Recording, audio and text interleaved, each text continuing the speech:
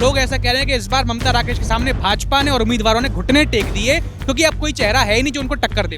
जब पश्चिम बंगाल के अंदर ममता दीदी नहीं रही तो भगवानपुर के अंदर भी 2027 में ममता राकेश जी भी नहीं रहेंगी। 3 बार लगातार 15 सालों से वो विधायक बन रही हैं। ये तो संवैधानिक अधिकार है। माननीय मंत्री जी की मृत्यु होने के बाद सहमति में उन्हें लोगों ने वोट दिया। भाजपा के पास पहले सुबोध राकेश चेहरा थे, अब वो भी नहीं है। टिकट मेरा हो या किसी मेरे अन्य साथी का हो, कांग्रेस का पतन करने का कार्य भारतीय जनता पार्टी और एक हमारा बूथ पर बैठा हुआ मजबूत कार्यकर्ता अब की बार करने वाला है। हाईकमान भी हमेशा से एक बात कहता है, उन पर आरोप लगते रहे कि एक परिवारवाद को लेकर चलता है, तो वैसे ही परिवारवाद तो भगवानपुर में भी देखने को मिल रहा है। मैं भी चाहता हूं कि अब की बार अभिषेक भाई चुनाव मैदान में आए, क्योंकि युवाओं की टक्कर अगर होगी तो फुल मजा आएगा। एक अतिक्रमण था जहां पर कार्रवाई हो रही थी, जेसीबी चलाई जा रही थी, ममता राकेश बीच में आई, उन्होंने तत्काल प्रभाव से अधिकारियों से कहा कि आपने कैसे तोड़ाई करना शुरू कर दी। यही तो बंगाल का हाल था जो भगवानपुर का हाल है। फैजाज जी हुए, ममता राकेश जी, रावी बहादुर हुए, इन सब ने फाइलों को उठा के फेंकना शुरू कर दिया और बाहर आकर सीढ़ियों पर धरने पर बैठ गए। उन्होंने फाइल फेंक कर दिखा दिया कि ये लोग कांग्रेस पार्टी के या अन्य दलों के लोग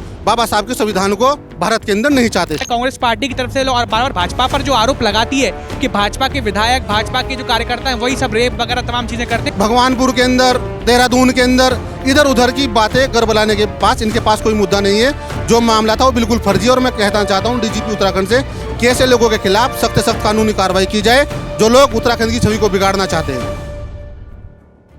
नमस्कार, मैं हूँ ऋषभ शर्मा और आप देख रहे हैं द न्यूज़ वाला नेटवर्क। और इस वक्त हम मौजूद हैं भगवानपुर विधानसभा क्षेत्र में और आज हमारे साथ मौजूद हैं जॉनी केसरिया जी, जो कि अनुसूचित जाति के भाजपा मोर्चा के कोषाध्यक्ष हैं प्रदेश के। नमस्कार सर, स्वागत है आप। नमस्कार, पहले स्वागत है आपका, न्यूज़ वाला नेटवर्क का स्वागत है। सबसे पहले सर मेरा सवाल यही है कि जैसे कि अगर हम बात करें अभी पश्चिम बंगाल की, तो पश्चिम बंगाल में देखे होंगे आपने कि ममता जो सरकार रही है टीएमसी की, उस गढ़ में भाजपा ने अपनी जगह बना ली है। तो किस तरह से देखते कि जो कालखंड इतना बड़ा बीता है, भाजपा ने इतने लंबे समय बाद जो चीज़ें निकाली, किस तरह से देखेंगे? देखिए, गुंडागर्दी का भारतीय जनता पार्टी में रहते हुए अंत हो चुका है। वहाँ पर जो गुंडागर्दी की सरकार थी, हमारे जो वहाँ पर वोटर थे उन्हें वोट गिरने का अधिकार नहीं था। अगर वो वोट गिरने लिए घर से बाहर निकलते थे तो उनके साथ मारपीट की जाती थी। इतना डर भय का वहाँ पर कारण था। अनेकों बार हजारों मृत्यु वहाँ पर चुनाव के दौरान हुई। लेकिन अब की बार भारतीय जनता पार्टी द्वारा, गृह मंत्रालय द्वारा निष्पक्ष वोट वहाँ पर पश्चिम बंगाल के अंदर कराई गई। बिल्कुल भय के कारण जो लोग अपने घर से वोट गिरने नहीं जाना चाहते थे, अब की बार वहाँ पर लोगों ने मतदान किया। इसी का 92% वहाँ पर मतदान हुआ। यही देन है कि जनता ने वहाँ पर खुलकर अपना समर्थन दिया और भारतीय जनता पार्टी की हर विधानसभा पर वहाँ जीत हुई। अच्छा, जैसे कि अगर आपने बात करी कि बंगाल की, हमने बात करी बंगाल में ममता बनर्जी की सरकार रही, और अगर हम बात करें अब वही उत्तराखंड विधानसभा चुनावों की, तो कुछ समय उत्तराखंड में विधानसभा चुनाव है। सरकार जो है वो महिला आरक्षण बिल्कुल लाना चाह रही थी, लेकिन विपक्षी दलों ने उसका जमकर विरोध किया। अगर हम बात कर लें आपकी विधानसभा क्षेत्र की, जो कि भगवानपुर है, भगवानपुर की विधायक हैं ममता राकेश, जो कांग्रेस से हैं। ममता राकेश एक महिला है, उसके बावजूद भी उन्होंने भी विपक्ष के साथ में मिलकर जिस तरह से महिला आरक्षण बिल का विरोध किया, उसको आप किस तरह देखते हैं? देखिए, ये कहीं ना कहीं बाबा साहब के संविधान का भी अपमान है। बाबा साहब ने कहा था कि नारी को सम्मान देना भी बहुत ज़रूरी है। भारतीय जनता पार्टी की सोच ये थी कि यहाँ पर नारी को सम्मान दिया जाए, लेकिन भगवानपुर विधायक ममता राकेश जी को इस बिल के विरोध में नहीं आना चाहिए था, क्योंकि वो खुद ही एक महिला विधायक है। और इसका जीता जागता सबूत हमारी बहनों ने, हमारी माताओं ने, हमारी माताओं बहनों ने पश्चिम बंगाल में दिखा दिया है। वहाँ पर एक तरफा भारतीय जनता पार्टी की सरकार बनी और यही जो लोग जो सरकार और अन्य नेता, अन्य दल इसका विरोध कर रहे हैं, अब की बार उन्हें भी उत्तराखंड के अंदर मुँह की खानी पड़ेगी। कोई भी कांग्रेस पार्टी का नाम निशान लेने वाला उत्तराखंड के अंदर नहीं बचेगा। माताएं बहनें इनके पीछे लाठी डंडा लेकर भागेगी। ये लोग नारी का अपमान कर रहे हैं, हमारी माताओं बहनों का अपमान कर रहे हैं। इनको कहीं भी जगह इनको अब की बार नहीं मिलने वाली है। पूरे प्रदेश में धामी जी के नेतृत्व में अब की बार कांग्रेस पार्टी का पूर्ण रूप से पतन होने वाला है। अच्छा, जैसे कि आपने बात करी कि भाजपा जो है इस बार अपनी जगह बनाएगी। अगर मैं भगवानपुर विधानसभा क्षेत्र की मैं बात कर लूँ, तो भगवानपुर विधानसभा क्षेत्र में मैंने कई सारी ग्राउंड रिपोर्ट्स करी हैं। ग्राउंड रिपोर्ट्स में से एक ग्राउंड रिपोर्ट सिकरौदा जिले की क्षेत्र की भी थी, ग्राम की। वहाँ पर लोगों ने ये कहा दिया कि ममता दीदी जिस तरह से बंगाल में टिकी हुई हैं 15 साल से, उन्हें उनके विकास के आधार पर कोई नहीं रह पा रहा, वैसे ही भगवानपुर में भी लोगों का कहना था ये कि ममता दीदी हमारी ये भी बहुमत से विजय होकर जीतेंगी और इस बार उन्हें कोई टक्कर देने वाला ऐसा बिल्कुल नहीं है, चाहे वो कोई भी पार्टी हो। देखिए, जब पश्चिम बंगाल के अंदर ममता दीदी नहीं रही तो भगवानपुर के अंदर भी 2027 में ममता राकेश जी भी नहीं रहेंगी। उनकी बहुत खतरनाक और बुरी हार अब की बार भगवानपुर से भारतीय जनता पार्टी का उम्मीदवार करने वाला है। अच्छा, जैसे कि आपने ये बात कही कि भाजपा कहीं ना कहीं टक्कर देगी, लेकिन अगर मैं जनता से बात करता हूँ कि भाजपा से कोई चेहरा है जो टक्कर दे पाएगा, तो भाजपा कहती है भगवानपुर एक कांग्रेस का गढ़ बन चुका है। 15 साल से लगातार 3 बार विधायक रही हैं और इसी वजह से जो पहले जो भाजपा के उम्मीदवार थे सुबोध राकेश, वो भी अब अपना कहीं ना कहीं जो जगह है उसको छोड़ के ज्वालापुर चले गए। क्यों? क्योंकि लोग ऐसा कह रहे हैं कि इस बार ममता राकेश के सामने भाजपा ने और उम्मीदवारों ने घुटने टेक दिए, क्योंकि अब कोई चेहरा है ही नहीं जो उनको टक्कर दे पाए। देखिए, भारतीय जनता पार्टी का घुटने टेकने की तो बात यह है, एक हर बूथ पर भारतीय जनता पार्टी का कार्यकर्ता खड़ा है। भारतीय जनता पार्टी का कार्यकर्ता डंडा झंडा लेकर अब खड़ा है।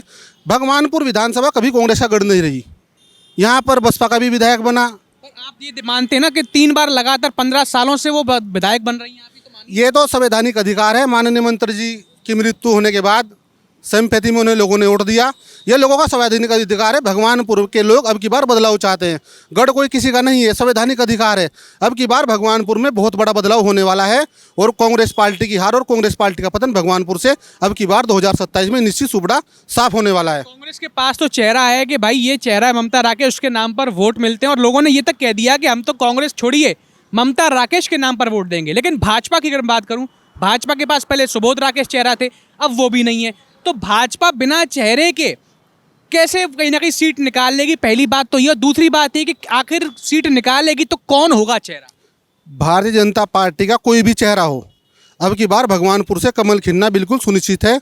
मैं भी पार्टी से टिकट मांग रहा हूं, अन्य लोग भी पार्टी से टिकट मांग रहे हैं, लेकिन हमारा सबका चुनाव चिन्ह कमल का फूल है। मान लीजिए अगर आपको टिकट मिल जाता है तो क्या संभावना है कि इस बार भाजपा की सीट निकल सकती है? अगर मुझे भी टिकट मिल गया या मेरे किसी पार्टी के अन्य पदाधिकारी को टिकट मिल गया, अब की बार सुनिश्चित भगवानपुर विधानसभा में भारतीय जनता पार्टी की रिकॉर्ड मतों से जीत होगी। जैसे पश्चिम बंगाल के अंदर ममता बनर्जी की सरकार नहीं रही, अब की बार कांग्रेस विधायक ममता राकेश का भी यहाँ से सुबड़ा साफ होने वाला है। जैसे कि आपने जो बात करी कि और भी लोग टिकट मांग रहे हैं, दावेदारी बहुत सारे लोग करते हैं, भाजपा से भी तमाम और भी लोग टिकट मांग रहे होंगे, लेकिन बात ये रहेगी अगर उनको टिकट मिल गया और आपको नहीं मिला तो क्या जॉनी केसरिया उनको समर्थन देंगे इस चुनाव में, भाजपा को जितवाएंगे? पूरा तन मन धन, या फिर वो किसी अन्य दल से यहाँ उम्मीदवारी करेंगे? पूरा तन मन धन से हमने कहा कि हमारा टिकट कमल का फूल है। भारतीय जनता पार्टी जिस पदाधिकारी को टिकट देगी, जोनी प्रधान उसके हमेशा उसके साथ रहेगा और पूरा तन मन धन से अब की बार टिकट मेरा हो या किसी मेरे अन्य साथी का हो, कांग्रेस का पतन करने का कार्य भारतीय जनता पार्टी और एक हमारा बूथ पर बैठा हुआ मजबूत कार्यकर्ता अब की बार करने वाला है। क्योंकि भगवानपुर में आप इतिहास उठाकर देख लीजिए, कोई भी अच्छा काम यहाँ पर 11 वर्षों से ममता राकेश जी विधायक है, एक भी काम किसी अन्य व्यक्ति का किया गया हो। बारात घर हमारे समाज में आप जाकर देख लीजिए, हर बारात घर का 3-4 लाख रुपए भी उनके पास बजट नहीं है उन पर लगाने का। अगर हमारे समाज में कोई शादी ब्याह होते हैं तो ऊपर से बारात घर से नीचे रहता उनकी प्लेट में आ जाता है। ऐसी स्थिति भगवानपुर विधानसभा के अंदर है। अच्छा, अगर देखें कि समीकरण की अगर मैं बात करूँ तो एक तरफ भाजपा हो गई, एक तरफ कांग्रेस और वहीं एक तरफ आजाद समाज पार्टी से भी उम्मीदवारी कर रहे हैं अमित कुमार। तो क्या टक्कर रहेगी? अगर अमित कुमार भी चुनाव में टिकट मांग के लड़ते हैं तो किसको नुकसान होगा? क्या ममता राकेश को नुकसान होगा या भाजपा को नुकसान होगा? हम नुकसान नफा तो हम मानते ही नहीं, हम तो अपने व्यक्तिगत वोट के आधार पर चुनाव लड़ते हैं। भारतीय जनता पार्टी का प्रत्येक बूथ पर प्रत्येक कोने कोने में कार्यकर्ता बैठा हुआ है। अमित कुमार लड़े, बहुजन समाज पार्टी लड़े, कांग्रेस लड़े, अन्य दल लड़े, सबका संवैधानिक अधिकार है। अगर आपको टिकट नहीं मिला भाजपा से तो क्या बसपा से फिर दावेदारी करेंगे? जोनी प्रधान तो जब तक जीवित रहेगा, जब तक भारतीय जनता पार्टी का एक कर्मठ और सच्चा सिपाही रहेगा, मेरा तन मन धन सब भारतीय जनता पार्टी को समर्पित है।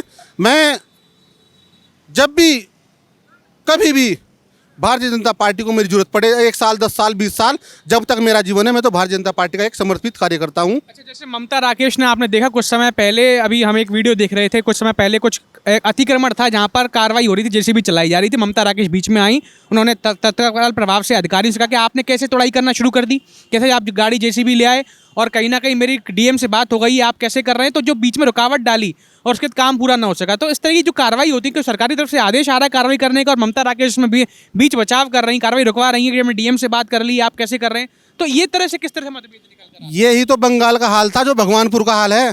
वहाँ पर आप जाकर देखें जहाँ वो डीएम साहब ने आदेश किए थे कि यहाँ की दुकानों को ध्वस्तीकरण कर दिया जाए, क्योंकि वो ग्राम समाज की ज़मीन थी। ममता राकेश जी ने उस मौके पर जाकर रुकवाया। और मैं आपसे कहना चाहता हूँ, मेरी बहन बेटी जो स्कूल में जाती है, क्वांटम कॉलेज में जाती है, उन्हें आधा आधा घंटा बस का इंतजार वहाँ धूम में खड़े होकर रहना पड़ता है। अगर कहीं ना कहीं वो दुकान टूटती, क्योंकि सरकारी आदेश है, डीएम साहब का आदेश है, संवैधानिक अधिकार है, बाबा साहब ने संविधान में लिखा है, उसके अनुसार वहाँ पर वो लोग टीम के आए थे, लेकिन कहीं ना कहीं गुंडागर्दी के कारण उनको वहाँ से भगा दिया गया है। मैं मानता हूँ अगर वो दुकान उन अतिक्रमण दुकानों पर है तो दुकान वो टूटनी चाहिए। हमारा साफ संदेश है कि वो अगर अतिक्रमण वहाँ पर है तो दुकान को तत्काल उनको तोड़ा जाए। अच्छा, जैसे कि आपने देखा होगा कि अभी जो भादराबाद में एक समीक्षा बैठक की गई थी, जिसमें प्रभारी मंत्री सतपाल महाराज जी आए थे, तमाम विपक्ष के नेता थे, लेकिन आपने देखा कि समीक्षा बैठक में जब उन्हें बैठक शुरू करी, डीएम साहब भी मौजूद थे, तमाम लोगों ने अपनी बात रखना शुरू करी, पर जो विपक्ष के नेता थे, विपक्ष के जो विधायक थे, उन सभी ने गुस्से में आके हमने देखा, शहजाद जी हुए, ममता राकेश जी, राघवी बहादुर हुए, इन सब ने फाइलों को उठा के फेंकना शुरू कर दिया और बाहर आकर सीढ़ियों पर धरने पर बैठ गए। तो इस तरह से जो समीक्षा बैठक चल रही है, प्रभारी मंत्री भी आए, डीएम भी थे, सब लोग हैं, उसके बाद इस तरह से जो फाइलों को उठा के फेंकना है उनके मुंह पर, तो ये किस तरह देखेंगे? ममता राकेश ने कई सारी बातें भी खुलकर कही उस बारे में। देखिए, जिस दिन का ये वाक्य है, हमारे सतपाल महाराज जी जो हरिद्वार जनपद के प्रभारी मंत्री जी हैं, उस दिन मैंने अपनी फेसबुक आईडी से पोस्ट भी की थी कि जिन लोगों ने, जिन विधायकों ने या अन्य दलों के विधायक ने सतपाल महाराज जी के सामने, जिला मजिस्ट्रेट के सामने फाइल फेंकी है, वो बिल्कुल संविधान का घोर अपमान है। वो संविधान को नहीं चाहते हैं, संविधान के खिलाफ जाकर उन्होंने उनके सामने फाइल फेंकी, क्योंकि संविधान ने हमें अधिकार दिया कि सरकार किसी की भी हो, अगर प्रत्येक जनपद में एक सरकार का नुमाइंदा जो जनप्रतिनिधि हो, वहाँ का प्रभारी मंत्री बनाया जाए, क्योंकि अगर वहाँ पर अन्य पार्टी का भी कोई विधायक है तो उसकी भी समस्या को वहाँ पर सुना जाए। लेकिन उन्होंने फाइल फेंक कर दिखा दिया कि ये लोग, कांग्रेस पार्टी के या अन्य दलों के लोग, बाबा साहब के संविधान को भारत के अंदर नहीं चाहते। अच्छा, जैसे कि आपने देखा, अभी बात करूं चंपावत में जो गैंग रेप हुआ है, उसको लेकर के जो कांग्रेस के अध्यक्ष हैं गणेश गोदियाल, उन्होंने बिना किसी चीज़ों को जांच पड़ताल करके, आपने देखा होगा कि पहले तो अरविंद पांडे का मामला देख लीजिए, जो विधायक थे भाजपा से, उनको फर्जी लेटर जो था उन्होंने जारी किए बिना सत्यापन किए हुए। दूसरी बार अब उन पर जब टिकट वितरण को लेकर के आरोप लेके टिकट मांग रहे हैं, पैसे दे दिए, आपने सुना होगा, भावना पांडे ने वीडियो बनाकर भेजी। उसके बाद में तीसरा मामला ये चंपावत का जो गैंग रेप था, इसमें पुलिस का स्पष्टीकरण आ गया कि ऐसा कोई गैंग रेप नहीं, सब फर्जी बना था। और उसके बावजूद कांग्रेस पार्टी ने राजनीतिकरण करते हुए आज पूरे के पूरे उत्तराखंड में पुतले सरकार के खिलाफ फूंकने के लिए संदेश दिया और जो महिला हैं उनके लिए बीच बचाव की बात कही। तो किस तरह देखते हो, क्योंकि ये जो बार बार फर्जीपना जो बार बार निकल कर आ रहा है कांग्रेस पार्टी की तरफ से, और बार बार भाजपा पर जो आरोप लगाती है कि भाजपा के विधायक, भाजपा के जो कार्यकर्ता हैं वही सब रेप वगैरह तमाम चीज़ें करते हैं, किस तरह देखते हैं आप इसको? देखिए, इनके पास कोई मुद्दा तो नहीं है। आज चंपावत जिले की जो हमारी सम्मानित एसएसपी है, उन्होंने एक प्रेस कॉन्फ्रेंस की। प्रेस कॉन्फ्रेंस में ऐसा कहीं भी मामला नहीं पाया गया। वो तथ्यों के आधार पर सारा झूठा था और कांग्रेस पार्टी के जो अन्य दलों के वहाँ पर नेता हैं, उनके द्वारा भ्रांति फैलाकर यह मुकदमा पंजीकृत करा गया। लेकिन उसकी बहन के साथ, हमारी बेटी के साथ ऐसा कोई वाक्य वहाँ पर नहीं हुआ, क्योंकि पुलिस प्रशासन द्वारा आज उसकी प्रेस कॉन्फ्रेंस कर दी गई है। इनके पास कोई मुद्दा नहीं है, इनके पास कोई मुद्दा बचा नहीं। ये भड़काऊ भाषण देकर उत्तराखंड के अंदर, भगवानपुर के अंदर, देहरादून के अंदर इधर उधर की बातें गड़बड़ाने के पास इनके पास कोई मुद्दा नहीं है। जो मामला था वो बिल्कुल फर्जी है और मैं कहना चाहता हूँ डीजीपी उत्तराखंड से कि ऐसे लोगों के खिलाफ सख्त सख्त कानूनी कार्रवाई की जाए जो लोग उत्तराखंड की छवि को बिगाड़ना चाहते हैं। ममता, आखिरी सवाल ये रहेगा कि जो ममता राकेश हैं वो तो कम से कम 15 साल से विधायकी कर रही हैं। अभी एक इंटरव्यू में उनका देख रहा था, जब एक उन्हें पत्रकार को कहा, जब सवाल पूछा क्या ममता राकेश के बाद उनका पुत्र को भी मौका मिलेगा, तो उन्होंने कहा कि बिल्कुल, डॉक्टर का बेटा डॉक्टर बनता है, इंजीनियर का बेटा इंजीनियर बनता है। आपने सुना होगा। तो क्या ये ममता राकेश का जो बयान था, क्या ये परिवारवाद की तरफ बढ़ावा देने को था कि भाई मैं विधायक हूँ तो मेरा बेटा भी विधायक बनेगा, मेरे पति भी विधायक रहे हैं और मेरे जो कहीं ना कहीं जो देवर हैं वो भी विधायक रहे और मंत्री भी रहे, तो क्या ये एक परिवारवाद है कांग्रेस पार्टी का, जो उन्होंने खुलकर अपने इंटरव्यू में भी कहा?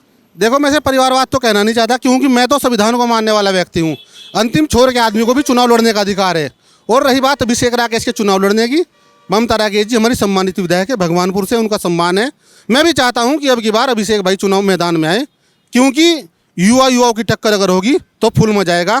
मेरा भी उनसे निवेदन है कि आप भी अपना घर बैठ जाए और किसी अन्य साथी को मौका दे, क्योंकि सुबड़ा साहब तो भगवानपुर से अब की बार कांग्रेस का होने ही वाला है। मैं ये जानना चाह रहा हूँ कि आपने जो बात की कि परिवारवाद वाली बात नहीं, तो उम्मीदवार तो कोई भी हो सकता है। एक परिवार से तो नहीं होना चाहिए ना। जैसे कि आपने देखा कांग्रेस के ऊपर हाईकमान की बात करें तो हाईकमान भी हमेशा से एक बात कहता है, उन पर आरोप लगते रहे कि एक परिवारवाद को लेकर चलता है। तो वैसे ही परिवारवाद तो भगवानपुर में भी देखने को मिल रहा है। तो ये आप तो कहीं ना कहीं इसको स्पष्ट मानेंगे ना? नहीं मानता। और भी लोग यहाँ से चुनावी लाइन में कांग्रेस से, ये नहीं कि ममता राकेश का ही टिकट होगा या उनके पुत्र का ही टिकट होगा, और भी लोग यहाँ पर कांग्रेस पार्टी की लाइन में। मैं चाहता हूँ कि अब की बार ममता राकेश जी 11 साल विधायक रह ली, अब की बार कोई और चेहरे को कह दे कि घोषणा करे, क्योंकि कोई एक अच्छा यहाँ से युवा नेता हो, कांग्रेस पार्टी का हो, ऐसी समाज का हो, उसे भी अब की बार मौका नहीं देना चाहिए। अब की बार इन्हें कहना चाहिए कि हम चुनाव नहीं लड़ना चाहते, कोई और हमारी जगह चुनाव लड़े, ये भी हो सकता है। ठीक है। तो दर्शकों, आपने देखा कि क्या जो तमाम विषयों पर हमारी बात हुई कि विधानसभा चुनावों में क्या समीकरण होगा, किस तरह से चुनाव होंगे, और 27 के विधानसभा चुनाव में भगवानपुर सीट में भाजपा किस तरह से अपनी जगह बनाएगी, जैसे कि पश्चिम बंगाल में भी उन्होंने जगह बनाई। सभी विषयों के ऊपर जॉनी प्रधान जी से हमारी लगातार बात हुई और हमने हर विषय के ऊपर बातचीत करी, जाना समझा। और इस तरह की और भी तमाम ग्राउंड रिपोर्ट्स, खबरों को देखने के लिए आप लोग देखते रहिए द न्यूज़ वर्ल्ड नेटवर्क। बहुत बहुत धन्यवाद।